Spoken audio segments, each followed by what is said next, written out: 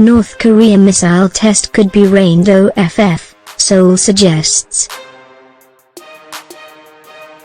South Korea's military says it is yet to detect signs of any activity in Kusong, the site from which the next North Korean missile test is expected, adding that poor weather may be hampering Pyongyang's plans for its next launch. Weather forecasts show it is a rainy day in most of North Korea and adverse visibility is likely to delay any impending test launch. U.S. Intelligence agents previously said they were expecting a new test this week, in conjunction with the Korean War Armistice Day, after spotting trucks carrying missile launch equipment arriving in Kusong, north of Pyongyang, near the country's western coast. Currently, there's no sign of an imminent North Korean missile launch, Colonel Oh Ji-keen, spokesman for the Joint Chiefs of Staff, JCS, said at a press briefing Thursday, quoted by South Korea's news agency Yonhap.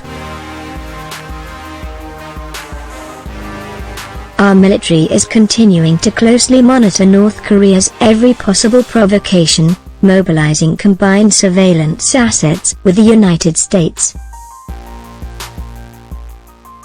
A missile test launch may also be carried out from the sea rather than from land.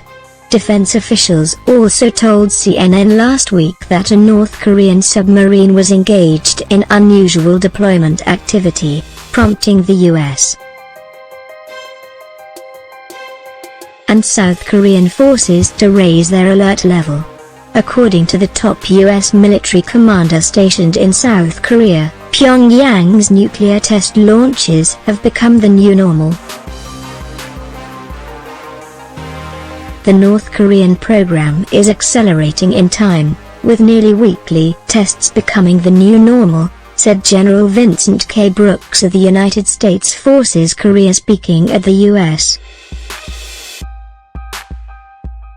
Strategic Command's two-day symposium in Omaha, Nebraska, Wednesday. Brooks also noted that in the past year Kim Jong-un has test-fired 28 ballistic missiles, which is more than his father and grandfather during their entire reigns combined. Since the test launch of what U.S.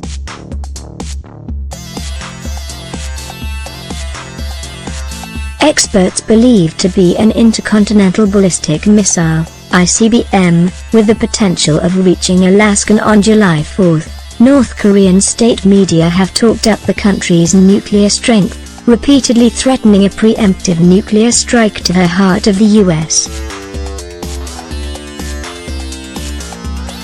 Pyongyang celebrates the Korean War Armistice Day as a victory against U.S. imperialists in the Fatherland Liberation War. The North Korean press has used the occasion this year to encourage the U.S. to end what it considers to be hostility towards the country, withdraw the anachronistic hostile policy toward the DPRK and kneel and apologize before its army and people, an article from the state news agency KCNA read. Brooks says that this kind of rhetoric fits with Pyongyang's attempts to use its nuclear capabilities as a bargaining tool. Kim Jong-un is seeking the development of a credible nuclear capability to deter what North Korea perceives to be hostility against it, he said.